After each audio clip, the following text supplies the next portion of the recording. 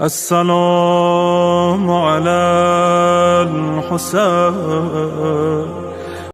من الشيطان الرجيم. بسم الله الرحمن الرحيم.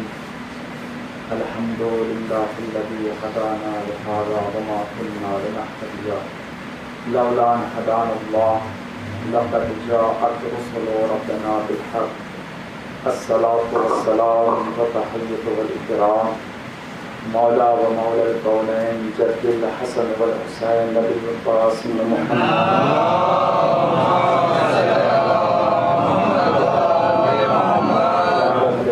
الطيبين الطاهرين المعصومين المريمين المنتخبين المنتظرين ولعنة الله على أعدائهم أجمعين من الآن إلى قيام يوم الدين. أما بعد فقد قال الله تعالى في القرآن المجيد وقوله الحق. بسم الله الرحمن الرحيم. كل نفس ذائقة الموت. صلوات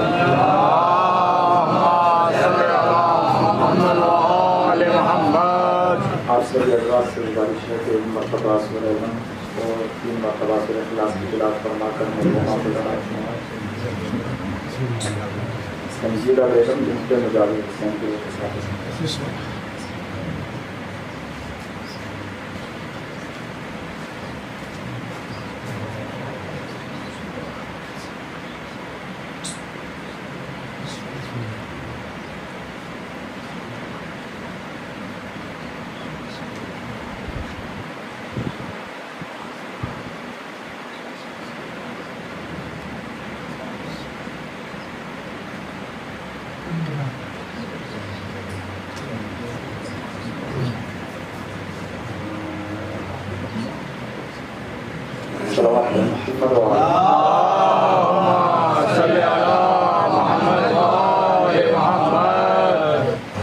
سامعین حضرات، فواتنداران سید الشہداء، بجا بجا کرتی ہوئی دعائے فاطمہ زہرا سلام اللہ علیہا، تمام تعریف ہیں اس پروردگار عالم کے لیے جو پروردگار عالم عالمین کا پالنے والا ہے، وہ پروردگار جو مالک کائنات ہے، وہ پروردگار کے جو رحمان و رحیم ہے، وہ پروردگار کے جو کبیر بھی ہے اکبر بھی ہے، وہ پروردگار کے جو غفار الذنوب بھی ہے ستار العیوب بھی ہے، وہ پروردگار کے جو ہمارے گناہوں کی پردہ پوشی بھی کرتا ہے، ہمارے گناہوں کی مغفرت بھی کرتا ہے۔ تمام تعریفیں ہیں اس پروردگار عالم کے لیے کہ جس خداوند عالم نے ہمارے لیے ہادیوں کا انتظام کیا، ہمارے لیے رہبروں کا انتظام کیا، اور ہادی بھیجنے کے بعد فرمایا انا ہدیناہ السبیل اما شاکرا و اما کفورا۔ ہم نے ہدایت کا انتظام کر دیا ہے، اب یہ تمہارا اختیار ہے کہ تم ہدایت پا کر ہمارے شاکر بندے بن جاؤ، کافر بندے بن جاؤ۔ ہدایت کوئی ایسا زمانہ، کوئی ایسا مقام، کوئی ایسی جگہ نہیں ہے جہاں پر جس قوم کے لیے کہ قوم کا بندہ بھی یہ کہہ سکے کہ پروردگار تو نے ہمارے لیے کسی ہادی کا انتظام نہیں کیا۔ اللہ نے ہادیوں کا انتظام کیا، نبیوں کو بھیجا، رسولوں کو بھیجا، اماموں کو بھیجا، تاکہ کوئی یہ نہ کہہ دے کہ پروردگار عالم ہم ہدایت نہ پا سکے، ہمارے درمیان کوئی ہادی نہیں تھا۔ اور اس پروردگار عالم کا لاکھ لاکھ شکر ہے کہ جیسے ہادی، جیسے رہنما ہمیں ملے، ویسے ہادی، ویسے رہنما کسی اور قوم کو نہیں ملے۔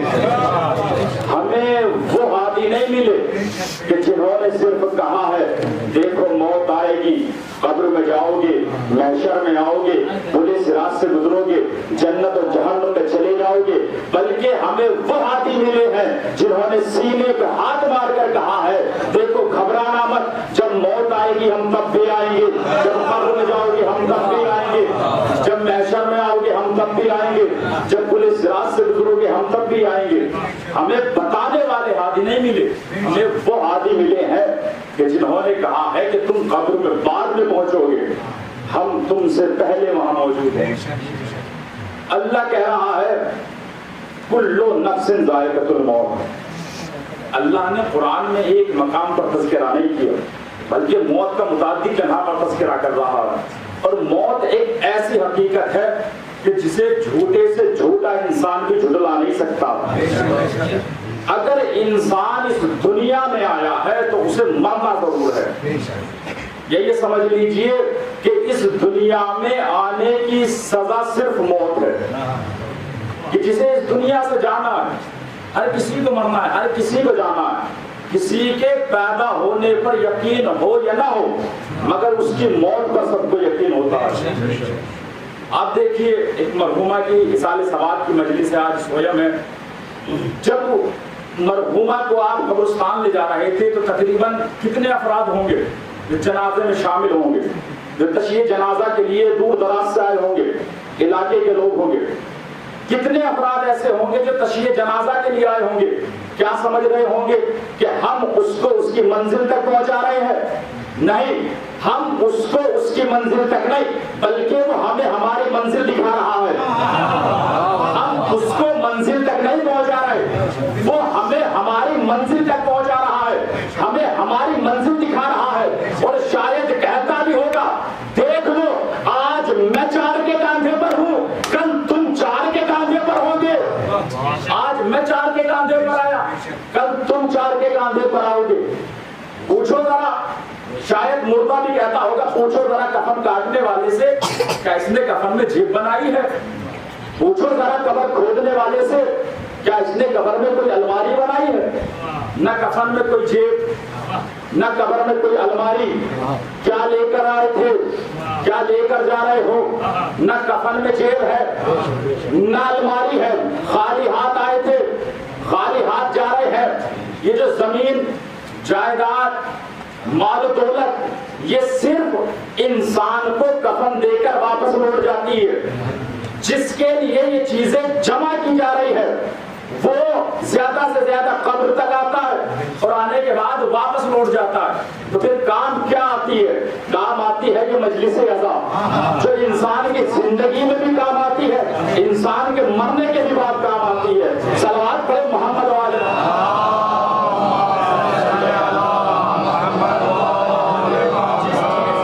جمع کیا جا رہا ہے وہ زیادہ سے زیادہ کفن دے گا، کفن دینے کے بعد قبر کو اتار دے گا. ساتھ تو ہمارے جانے سے رہا، صرف یہی تک کام آنے والے ہیں. اب اللہ کا لاکھ لاکھ شکر ادا کرنا چاہیے جب اپنے دلوں میں جھانکو اور جھانکنے کے بعد دیکھو کہ ہمارے دل میں محبت اہل بیت ہے جو ہمارے قلوب کو منور کر رہی ہے، ہمارے دل کو منور کر رہی ہے. تو اللہ کا شکر ادا کرو، کیونکہ نبی نے فرمایا ہے من ماتا علی حب آل محمد ماتا شہیدا، من ماتا علی حب آل محمد ماتا شہیدا. دوسری حدیث من ماتا علی حب آل محمد ماتا مغفور اللہ. جس کے دل میں اہل بیت کی محبت ہوتی ہے وہ موت شہادت کی ہوتی ہے. جس کے دل میں اہل بیت کی محبت ہوتی ہے وہ بخشا ہوا مرتا ہے. جس کے دل میں اہل بیت کی محبت ہوتی ہے وہ بخشا ہوا مرتا ہے. جس کے دل میں اہل بیت کی محبت ہوتی ہے وہ بخشا ہوا مرتا ہے. اللہ نے کمال اہل بیت کی محبت، جس کے دل میں اہل بیت کی محبت ہوتی ہے وہ مرتا بعد میں ہے، بخشا پہلے جاتا ہے. صلوات پڑھیں محمد وآل محمد.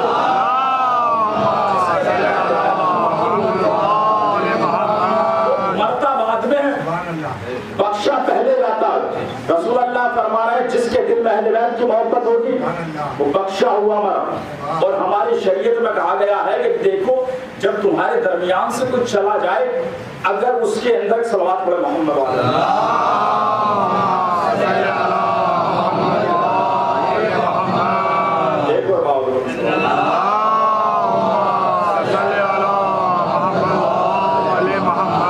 محمد والے محمد فرما رہے ہیں کہ جس کے دل میں اہل بیت کی محبت ہوتی ہے بخشا ہوا مرتا ہے. جس کے دل میں اہل بیت کی محبت ہوتی ہے وہ شہید مرتا ہے. اور شہید مرتا نہیں، زندہ ہوتا ہے. اس کے بعد ہماری شریعت کا قانون بھی یہی ہے کہ دیکھو اگر کوئی انسان تمہارے درمیان سے چلا جائے، اگر اس کے اندر تمام برائیاں ہیں، صرف 2 اچھائیاں ہیں، تو مرنے کے بعد تم برائیوں سے نہیں بلکہ اچھائیوں سے یاد کرو، اس کی ان 2 اچھائیوں سے یاد کرو۔ کیوں اچھائیوں سے یاد کرو؟ کیونکہ اس ٹائم، اس وقت وہ ہم سے بہتر جگہ پر ہے، اس وقت وہ ہم سے بہتر جگہ پر ہے، بہتر مقام پر ہے۔ کیونکہ ہم بخشے جائیں گے، وہ بخشا جا چکا ہے، وہ ہم سے بہتر جگہ پر ہے، ہم سے بہتر مقام پر ہے۔ کیونکہ ہم بخشے جائیں گے، وہ بخشا جا چکا ہے، ہم سے بہتر مقام پر اس لیے ہے ہم علی سن رہے ہیں، وہ علی دیکھ رہا ہے۔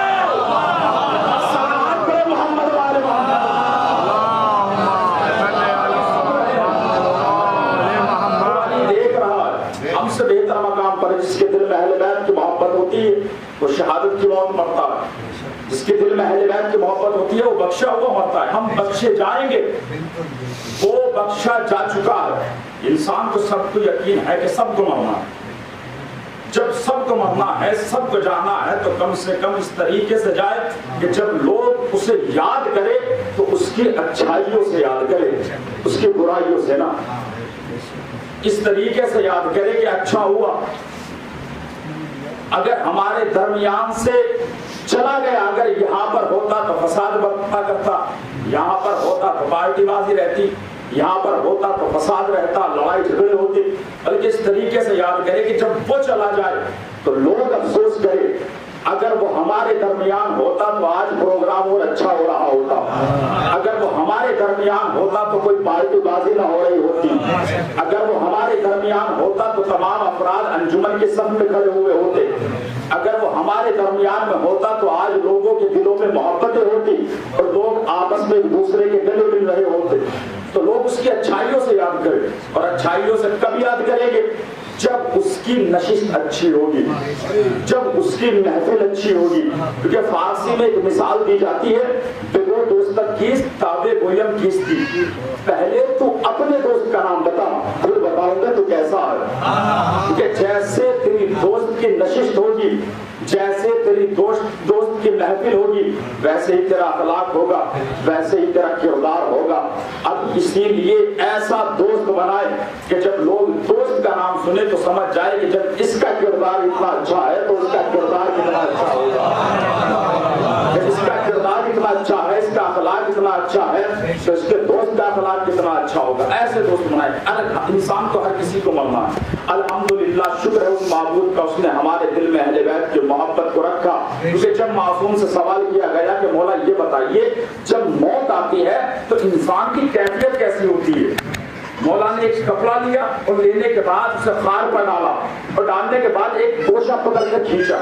جب خار پر، جب کانٹوں پر کوئی کپڑا گرتا ہے اسے کھینچتے ہیں تو وہ ریزہ ریزہ ہو جاتا ہے۔ امام نے فرمایا کہ جب کسی کی موت آتی ہے تو اس کی حالت اس کپڑے کے مانند ہو جاتی ہے۔ کہ مولا اچھا جب کسی کی موت آتی ہے تو اس کی حالت ایسی ہو جاتی ہے؟ کہ مولا یہ بتائیے اگر اس کے دل میں آپ کی محبت ہو تو اس کی کیفیت کیسی ہوگی، اس کی حالت کیسی ہوگی؟ مولا نے فرمایا کہ جس طریقے سے ایک پھول سے اس کی خوشبو کو نکال لیا جاتا ہے، اس وقت اس انسان کی حالت ایسی ہوتی ہے جب موت آتی ہے اور اس کے دل میں ہم اہل بیت کی محبت ہوتی ہے تو نہ اسے محسوس ہوتا ہے نہ اسے اذیت ہوتی ہے۔ سوالات بڑے محمد والے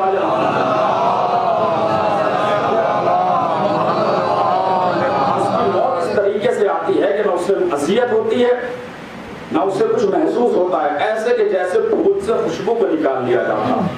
اللہ کا شکر ادا کرنا چاہیے، ہمارے دل میں اہل بیت کی محبت کو رکھا، ہمارے دل میں اس کی اہل بیت کی محبت سے ہمارے قلوبوں کو منور کیا کہ دنیا میں جانے کے بعد یہاں سے یہی کام آنے والا۔ انسان مر جائے گا، چلا جائے گا، نہ کچھ لے کر آیا نہ کچھ لے کر جائے گا۔ اگر رہے گا تو صرف اہل بیت کی محبت، اہل بیت کی مودت۔ اگر انہیں کی محبت نہیں، انہیں کی مودت نہیں، نہ نماز کوئی فائدہ دے گی، نہ روزہ کوئی فائدہ دے گا، نہ حج کوئی فائدہ دے گا، نہ ارکان حج کوئی فائدہ دے گی۔ اگر ان کی ولایت، ان کی محبت دل میں نہ ہوئی تو کوئی فائدہ نہیں۔ ان کی دل میں محبت ہونی چاہیے۔ اور اللہ پھر کہہ رہا ہے یہ تو رسول نے فرمایا، اور رسول بھی وہی کہتا ہے جو خدا کہتا ہے، کیونکہ اللہ نے فرمایا ہے وما ينطق عن الهوى ان هو الا وحی یوحی، اللہ جو بھی رسول کہتے ہیں وہ رسول نہیں بلکہ اللہ وحی نازل کرتا ہے، وہ رسول بولتے ہیں۔ اب اللہ کہہ رہا ہے کہ میں اس طریقے سے اہل بیت کو پاک رکھوں گا جیسے رکھنے کا حق ہے، کس سے؟ انکم الرجس، ہر نجاست سے اہل بیت کو پاک رکھا جائے گا۔ اب نجاست کیا کیا ہے؟ نجاست صرف یہ تھوڑا ہی ہے کہ کپڑے پہ لگ گئی کپڑا نجس ہو گیا، نہیں، حسد بھی ایک طریقے کی نجاست ہے، تکبر بھی ایک طریقے کی نجاست ہے، غیبت بھی ایک طریقے کی نجاست ہے۔ اگر حسد نجاست نہ ہوتا تو پروردگار قرآن میں نہ کہتا وَمِن شَرِّ حَاسِدٍ إِذَا حَسَدَ، پروردگار حاسد کے شر سے محفوظ رکھ جب وہ حسد کرے۔ اگر حسد نجاست نہ ہوتا تو رسول نہ فرماتے حسد انسان کے اعمال کو اس طریقے سے کھا جاتا ہے جیسے آگ لکڑی کو جلا کر راکھ کر لیتی ہے۔ اگر یہ جھوٹ نجاست نہ ہوتا تو اللہ نہ کہتا لعنت اللہ علی الکاذبین، جھوٹوں پر اللہ کی لعنت ہے۔ یہ سب چیزیں کہ نجاست ہے، اور اللہ کہہ رہا ہے کہ پاک رکھا جائے گا جیسے رکھنے کا حق ہے ہر نجاست سے۔ اب اگر انسان کے دل میں کسی دوسرے کے خلاف حسد پایا جا رہا ہے تو اس کے دل میں اہل بیت کی محبت نہیں ہو سکتی۔ اگر کسی دوسرے کے خلاف غیبت پائی جا رہی ہے تو اس کے دل میں اہل بیت کی محبت نہیں ہو سکتی، کیونکہ اہل بیت کی محبت اس جگہ ہو ہی نہیں سکتی جہاں نجاست ہو۔ کیونکہ جس طریقے سے رات دن کا اپوزٹ ہے، اگر رات ہوگی تو دن نہیں ہوگا، دن ہوگا تو رات نہیں ہوگی، اسی طریقے سے محبت اہل بیت اور نجاست ہے۔ اگر محبت اہل بیت ہوگی تو نجاست نہیں ہوگی، نجاست ہوگی تو محبت اہل بیت نہیں ہوگی۔ تو ہمیں ان چیزوں سے پاک رکھنا ہے، اس کے بعد اہل بیت کی محبت ہمارے قلوب کو منور کرے گی۔ ایک صلوات پڑھیں محمد و آل محمد۔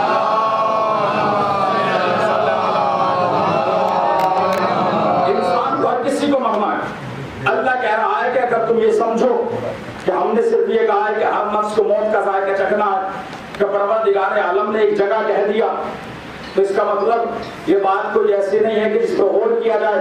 اللہ نے خود کہا کل من علیہا فان ویبقی وجہ ربک ذو الجلال والاکرام، ہر چیز فنا ہو جائے گی، باقی رہے گا تو صرف اللہ کا چہرہ۔ اللہ نے پھر کہا وجاءت سکرۃ الموت بالحق، جب موت آتی ہے تو حق کے ساتھ آتی ہے۔ اللہ متعدد جگہ پر موت کا تذکرہ کر رہا ہے۔ اب شکر ادا کرا کیجئے، اگر دلوں میں اہل بیت کی محبت کو پاؤ تو اللہ کا شکر ادا کرو، محمد و آل محمد کا شکر ادا کرو، کیونکہ اللہ کہہ رہا ہے ہر نفس کو موت کا ذائقہ چکھنا ہے، ہر نفس کو موت آنی ہے۔ اب ذائقہ دو طریقے کا ہوتا ہے، ایک کڑوا ذائقہ، ایک میٹھا ذائقہ۔ اب ہمیں پتہ کیسے چلے کہ کڑوا ذائقہ ہے یا میٹھا ذائقہ ہے؟ کیسا ذائقہ ہے ہمارے دل میں؟ ہمارے لیے اگر دلوں میں اہل بیت کی محبت ہو تو جملہ آپ کے سامنے کے حوالے کر رہا ہوں، اللہ کہہ رہا ہے ہر نفس کو موت کا ذائقہ چکھنا ہے۔ ہمیں پتہ نہ چلتا موت کا ذائقہ کیسا ہوتا ہے اگر کربلا کے میدان میں امام نے جناب قاسم سے نہ پوچھا ہوتا، ہمیں پتہ نہ چلتا کہ موت کا ذائقہ کیسا ہے اگر جناب قاسم سے نہ پوچھا ہوتا اے قاسم بتاؤ تمہارے نزدیک موت کیسی ہے؟ کہ چچا جان میرے نزدیک موت شہد سے زیادہ شیرین ہے، میرے نزدیک موت شہد سے زیادہ شیرین ہے۔ اچھا یہ تو صرف ایک جناب قاسم کا دعویٰ ہے، اور کربلا والے وہ حضرات ہیں کہ جو صرف دعویٰ ہی نہیں کرتے بلکہ دلیل بھی دیتے ہیں۔ خالی دعوے والے نہیں ہیں کہ دعویٰ کر دیا بات ختم، دعوے کے ساتھ دلیل بھی دیتے ہیں۔ جناب قاسم نے دعویٰ کیا چچا جان میرے نزدیک موت شہد سے زیادہ شیریں ہے۔ اب جب دعویٰ کیا ہے تو دلیل کون دے گا؟ جب دعویٰ کربلا والوں نے کیا دلیل بھی کربلا والے دیں گے۔ جناب قاسم نے دعویٰ کیا، جناب علی اصغر نے گردن پہ تیر کھا کر مسکرا کر کہا بھیا دعویٰ آپ نے کیا تھا، دلیل مسکرا کر میں دے رہا ہوں۔ محمد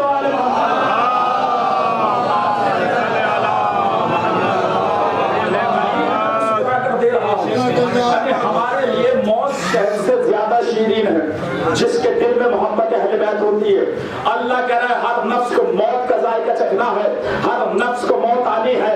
اللہ نے یہ نہیں کہا جسم کو موت آئے گی, اللہ نے یہ نہیں کہا روح کو موت آئے گی. جسم مٹی کا ہے, مٹی میں مل جائے گا. روح کیا ہے؟ الروح من امر ربی, روح ایک پروردگار کا امر ہے, پروردگار کا حکم ہے. موت آنی ہے نفس کو. جیسے ہی نفس کو موت آئی, جسم روح سے جدا ہوا, روح جسم سے جدا ہوئی. موت نفس کو آنی ہے, نہ موت جسم کو آنی ہے, نہ موت روح کو آنی ہے. موت آنی ہے نفس کو.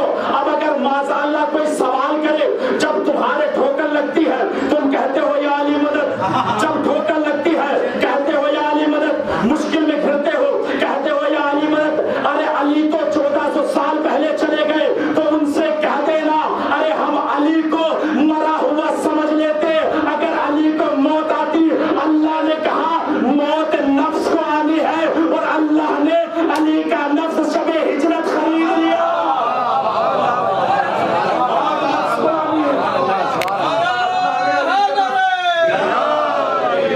اللہ نے علی کا نفس شب ہجرت خرید لیا.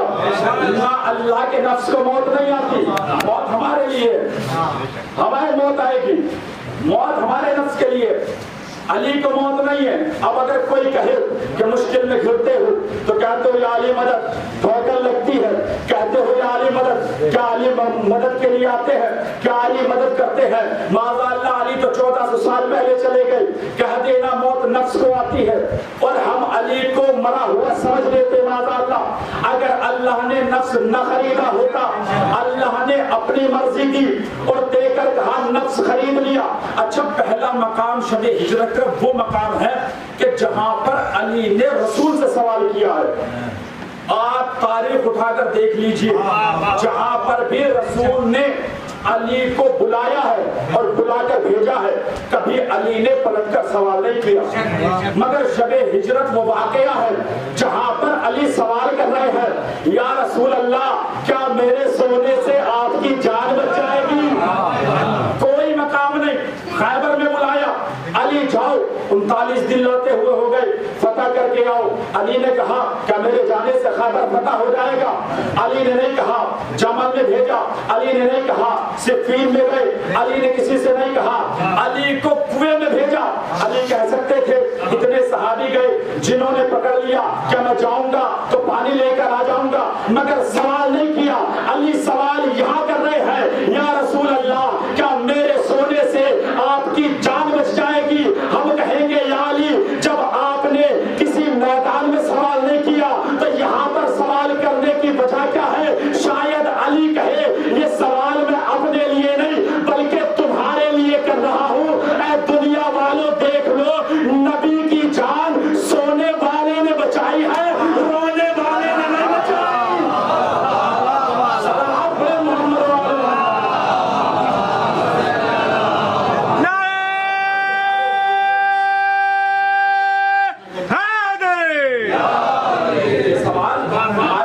سوال تمہارے لیے ہے, تاکہ بعد میں کوئی یہ کہے کہ روئے اس لیے تھے تاکہ نبی کی جان بچ جائے, نبی تو عبادت میں مشغول تھے, ہم یہ سوال کر کے تمہیں آگاہ کر رہے ہیں. اگر کوئی یہ کہے تو کہہ دینا نبی کی جان سونے والے نے بچائی ہے, سونے والے نے نہیں بچائی. اللہ کہہ رہا ہے کہ نفس کو موت آنی ہے, نفس کو مرنا, نفس کو جانا ہے. اس کے بعد اللہ نے کہا وجاءت سکرۃ الموت بالحق, جب موت آتی ہے تو حق کے ساتھ آتی ہے. اور ہمیں موت سے ڈرنا چاہیے تھا اگر ہمارے دل میں اہل بیت کی محبت نہ ہوتی. ہمارے دل میں اہل بیت کی محبت ہے.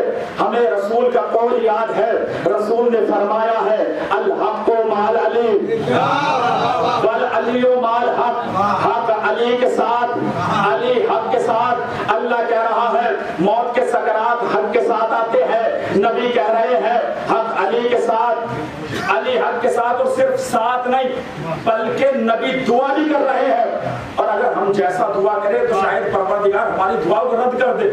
مگر محبوب پروردگار وہ رسول کہ جس سے اللہ بڑی محبت کرتا ہے, وہ رسول جس کے صدقے میں کائنات بنائی ہے, بھلا اس کی دعا کو کیسے رد کر سکتا ہے؟ وہ رسول اپنے ہاتھوں کو اٹھا کر پروردگار سے دعا کر رہا ہے اے حق کو ادھر ادھر موڑ دے جدھر جدھر علی جائے، حق کو ادھر ادھر موڑ دے جدھر جدھر علی جائے۔ اس کا مطلب یہ ہے حق آگے نہیں ہے، حق علی کے پیچھے ہے، علی آگے ہے، حق علی کے پیچھے ہے۔ اللہ کہہ رہا ہے موت کے سکرات حق کے ساتھ آتے ہیں، نبی دعا کر رہے ہیں حق کو ادھر ادھر موڑ دے جدھر جدھر علی جائے۔ اور چھوڑیے آج آپ کے اس وقت کے زمانے میں دیکھیے، جب ہم اپنے مردے کو قبر میں اتارتے ہیں، شانہ پکڑتے ہیں، پکڑنے کے بعد کیا کہتے ہیں؟ اسمعی فم اسمعی فم اسمعی فم، سن اور سمجھ سن اور سمجھ۔ اس کے بعد شانہ پکڑ کر کہتے ہیں اللہ حق، الرسول حق، الامام حق، الکتاب حق، الکعبۃ حق۔ اس میں ایک جملہ کہتے ہیں الموت حق، موت حق ہے، حق علی کے پیچھے ہے۔ اب سمجھ میں آیا علی والے موت سے کیوں نہیں ڈرتے، کیونکہ ہمیں پتا ہے موت حق ہے، حق علی کے پیچھے ہے۔ ہم جانتے ہیں کہ جب موت آتی ہے تو موت بعد میں آتی ہے، علی پہلے آتے ہیں۔ صلوات پڑھے محمد و آل محمد۔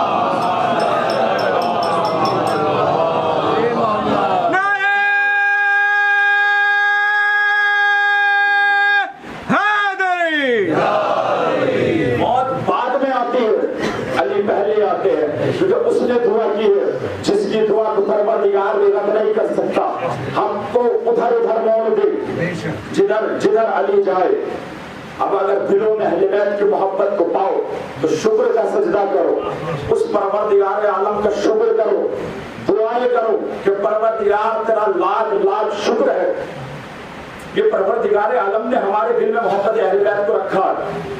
آپ نے دیکھا ہوگا ہم غدیر میں جب ایک دوسرے کے گلے ملتے ہیں، مسافہ کرتے ہیں، ایک جملہ پڑھتے ہیں الحمدللہ الذی جعلنا من المتمسکین بولایت علی بن ابی طالب۔ تمام تعریفیں ہیں اس پروردگار عالم کے لیے کہ جس نے ہمارے دلوں کو ہمیں اہل بیت کی ولایت سے متمسک قرار دیا، اس نے ہمارے دل میں اہل بیت کی محبت کو رکھا ہے۔ اللہ کا شکر ادا کرے جب اپنے دل میں محبت اہل بیت کو پاؤ، کیونکہ محبت اہل بیت ایک وہ چیز ہے کہ ہمارے ساتھ کوئی جائے یا نہ جائے مگر محبت اہل بیت ہمارے ساتھ جائے گی، جو دنیا میں بھی ہمارے کام آئے گی، مرنے کے بعد بھی ہمارے کام آئے گی۔ اور شاعر نے دو مصرے کیا خوب کہے ہیں کہ یہ تو دیدار ملاقات علی ہے، ورنہ موت حیدر کے غلاموں کو کہاں آتی ہے۔ یہ تو حیدر کی ملاقات کا ایک سبب ہے جو ہمیں موت آتی ہے، ایک وسیلہ ہے ان سے ملاقات کا۔ جب اپنے دل میں اہل بیت کی محبت کا پاؤ تو شکر ادا کرو۔ اللہ بار بار لوگوں کو جھنجھوڑ رہا ہے، کہہ رہا ہے دیکھو تم ہر چیز سے بچ سکتے ہو مگر موت سے نہیں بچ سکتے۔ کسی بھی مقام پر چلے جاؤ، کسی بھی جگہ پہ چلے جاؤ، ہر کسی سے بچ سکتے ہو مگر موت سے نہیں بچ سکتے۔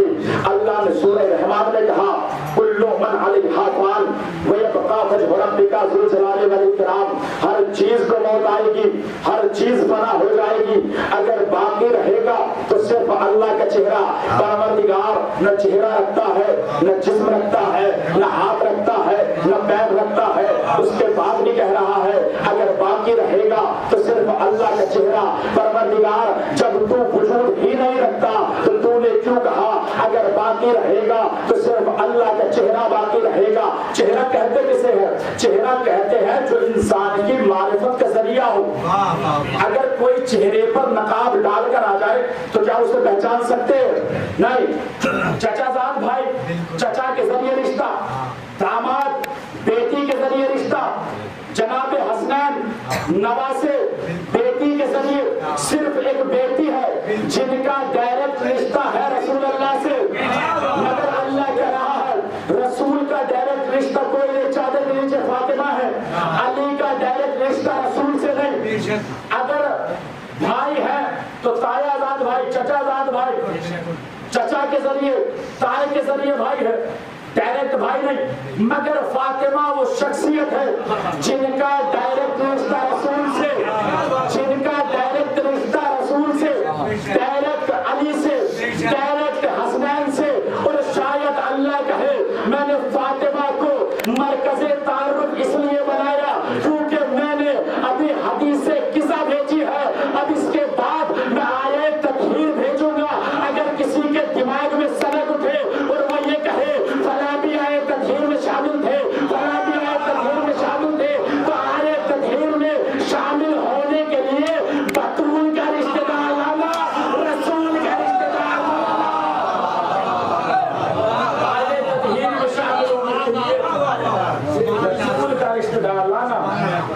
بطول کا رشتہ دار نہ رسول کا نہیں چلے گا، بطول کا ڈائریکٹ رشتہ دار ہونا چاہیے۔ اس لیے مرکز تعارف ہم نے فاطمہ کو بنایا، اپنا تعارف کرا رہا ہے تو کہہ رہا ہے کہ میں چھپا ہوا خزانہ تھا، جب چاہا کہ پہچانا جاؤں تو محمد کو خلق کیا۔ جب محمد کا تعارف کرایا تو کہا محمد جو فاطمہ کے بابا پروردگار تو کہہ سکتا تھا میں رحمان ہوں، میں رحیم ہوں، میں کریم ہوں، میں اکبر ہوں، میں متکبر ہوں، کہ تیرا تعارف نہیں ہوتا تو لوگ نہیں پہچانتے۔ تو نے کہا میں وہ ہوں جس نے محمد کو خلق کیا، تو شاید رسول بھی کہے تو شاید خدا بھی کہے کہ کبھی کبھی چھوٹوں میں اتنی اہلیت ہوتی ہے کہ وہ بڑوں کے تعارف کا ذریعہ بنتے ہیں۔ ہم نے تعارف رسول اللہ کے ذریعے، دیکھو میں وہ ہوں جس نے رسول کو خلق کیا۔ اور جب رسول کی تعریف کی بات آئی، رسول کی معرفت کی بات آئی، تو ہم نے کہا وہ رسول کے جو فاطمہ کے بابا چادر کے نیچے فاطمہ کا تعارف کرا رہے ہیں رسول اللہ، ایک مرحومہ کے سال ثواب کی مجلس، ایک ماں کے سال ثواب کی مجلس، رسول اللہ ہر روز در سیدہ پر جا کر سلام کر رہے ہیں تاکہ مدینے والے جناب سیدہ کی عظمت کو پہچانیے، جناب سیدہ کی عظمت کو جانیے۔ اس لیے رسول آ کر سلام کر رہے ہیں۔ رسول اگر چاہتے تو نماز سے پہلے آ جاتے، نماز سے پہلے آ کر در سیدہ پر سلام کر دیتے، مگر نماز کے بعد لوگوں کو اپنے ساتھ لا رہے ہیں، صحابیوں کو اپنے ساتھ لا رہے ہیں اور لا کر در سیدہ پر سلام کر رہے ہیں تاکہ یہ بھی پہچان لے کہ اس سیدہ کی کتنی عظمت ہے، پہچانوا رہے ہیں۔ اور رسول نے اپنے آخری وقت میں یہی کہا میں کچھ نہیں چاہتا، میں صرف یہ چاہتا ہوں کہ تم میرے اہل بیت سے محبت کرو، میرے اہل بیت سے محبت کرو، کوئی اجر نہیں چاہتا، اور تم میری تبلیغ کا میری محنت کا اجر دے بھی جا سکتے ہو، صرف یہ اجر چاہتا ہوں کہ میرے اہل بیت سے محبت کی جائے۔ رسول نے آپ نے آخری وقت میں جملے، مگر بی بی سیدہ فرما رہی ہیں اے بابا آپ کی وفات کے بعد لوگوں نے اجر تو ادا کیا مگر وہ اجر نہیں جو آپ نے چاہا، بلکہ آپ کی امت میرے در پر آگ لکڑیاں لے کر جمع ہو گئی۔ اجرکم اللہ کربلا۔ بی بی سیدہ ایک ماں کے سال سوال کی مجلس ہے۔ مجھے دو شہزادی کے مختصر سے مثال کرنے ہیں، ایک وہ شہزادی کہ جو رسول اللہ کی بیٹی ہے، ایک وہ شہزادی کہ جو علی کی بیٹی ہے، دونوں مظلومہ ہیں، دونوں دربار میں گئی ہیں۔ جناب سیدہ کتنی مظلومہ، جناب سیدہ کے شکم میں جناب محسن کو شہید کر دیا۔ ہم صرف سن لیتے ہیں کہ جناب سیدہ کے در پہ چلتا ہوا دروازہ گرایا گیا، صرف ایک تصور کریں اس وقت کے آپ یہ دیکھیں لکڑی کا دروازہ ہے، اس دروازے میں لوہے کی میخ لگی ہوئی ہے، لوہے کی کیلیں لگی ہوئی ہے، اگر اس دروازے کو جلا دیا جائے تو لکڑی جل جائے گی مگر یہ کیلیں باقی رہے گی۔ بی بی سیدہ کے شکم میں پہلو میں پیوست ہوئی تھی، وہ میخ خالی میخ پیوست نہیں ہوئی بلکہ آگ کے جلنے کی وجہ سے وہ میخ سرخ ہو چکی تھی جو جناب سیدہ کے پہلو میں شکست ہوئی، جو بی بی سیدہ کے پہلو شکستہ ہوا۔ ہم نے مسائل سن لی، ذرا کسی طبیب سے کسی ڈاکٹر سے کسی ہڈی کے ڈاکٹر سے جا کے معلوم کرے کہ جب کوئی ہاتھ کی ہڈی ٹوٹ جاتی ہے تو انسان کو کتنا درد ہوتا ہے، یہ وہ بتائے گا کہ جس کا ہاتھ ٹوٹا ہوا ہوتا ہے کہ جب ہاتھ ٹوٹتا ہے تو کتنی تکلیف ہوتی ہے۔ ایک خطیب مسائل پڑھ رہے تھے جناب سیدہ کے، ایک طبیب فرش اعضاء پر بیٹھا ہوا، طبیب سیدہ کے مسائل تمام ہوئے، وہ طبیب وہ ڈاکٹر سب چلے جا رہے ہیں مگر وہ رو رہا ہے، کریا کرے جا رہا ہے۔ جب اس سے کسی نے پوچھا کہ بھائی یہ تو بتاؤ اب تو مسائل تو تمام ہو چکے، اب تو مجلس بھی تمام ہو چکی، اب تک گریا کیوں کر رہے ہو؟ اس نے کہا میں ہڈیوں کے ڈاکٹر ہوں، ارے میں جانتا ہوں جب ہاتھ ٹوٹتا ہے تو صرف ہاتھ میں تکلیف ہوتی ہے، اگر کسی کی پسلیاں ٹوٹتی ہے تو پسلیوں میں تکلیف نہیں، ارے جب بھی سانس لیتا ہے اس کی پسلیوں میں درد ہوتا ہے۔ اجرکم اللہ، خدا آپ کو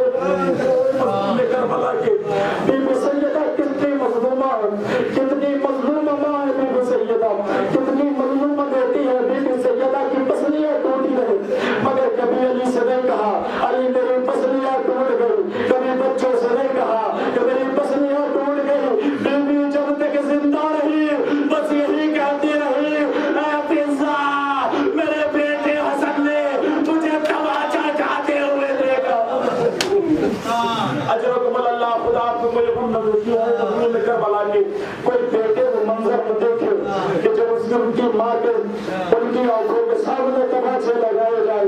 میرے مولا حسن نے وہ منظر دیکھا ہے.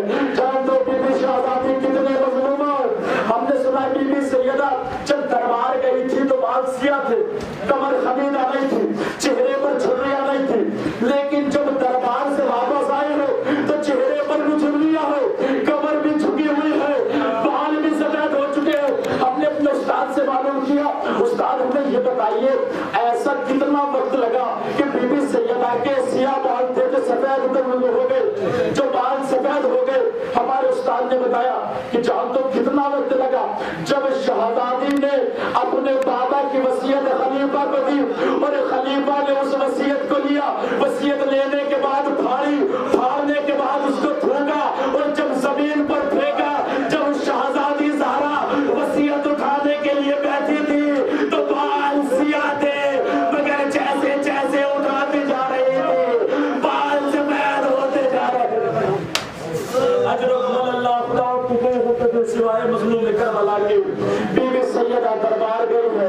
بی بی سیدہ جب دربار سے آئی ہے, بی بی زینب اپنی اماں کے پاس گئی اور جانے کے بعد کہا اماں آپ دربار گئی تھی کیا ہوا؟ بی بی فرماتی ہے زینب ارے تو یہ سوال نہ کرتی, آج تیری ماں دربار گئی, کل تجھے بھی دربار جانا.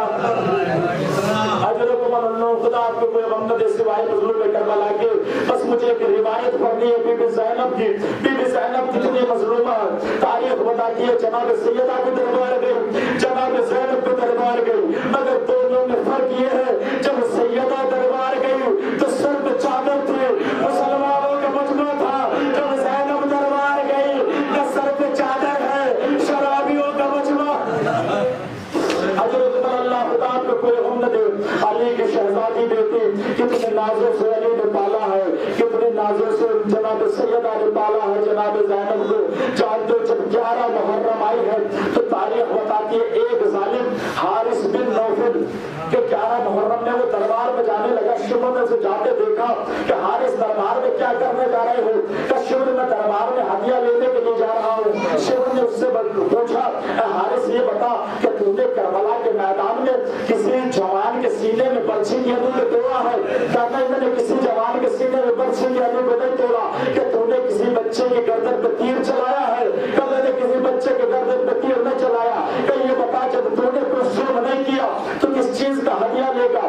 اس کے بعد شمر کہتا ہے اب 11 محرم سے لے کر جتنا بھی شام تک کا سفر ہے شہزادی یہ جو علی کی بیٹی زینب ہے تیری ذمہ داری یہ ہے کہ یہ بیٹی شام تک کے سفر میں نہ دن میں سونے پائے نہ رات میں سونے پائے. ایک تعزیہ نہ حارث کو دیا, اے حارث جب بھی سونے کے لیے آنکھیں بند کرے تو تعزیہ نہ لگانا. ارے بی بی زینب فرماتی ہے ایک جگہ ایسی آئی, بی بی درخت کے نیچے بیٹھی, جیسے ہی آنکھیں بند ہوئے حارث تعزیہ کو لے کر آگے بڑھا, سر پہ تعزیہ نہ لگایا, سر سے خون جاری ہوا. بی بی فرماتی ہے اے بابا علی جس سر پہ آپ ہاتھ رکھتے تھے اس سر پہ تعزیہ نہیں لگائے جا رہے ہیں. اے بابا میرے سر سے خون جاری ہے. اے بابا آپ کی بیٹی زینب لہود